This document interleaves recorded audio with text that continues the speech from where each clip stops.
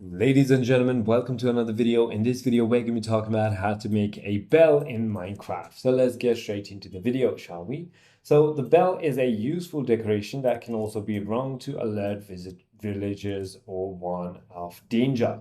Now, all you need to do in order to go ahead and create a bell is gather these ingredients. All you need is some gold and a wooden plank of any type.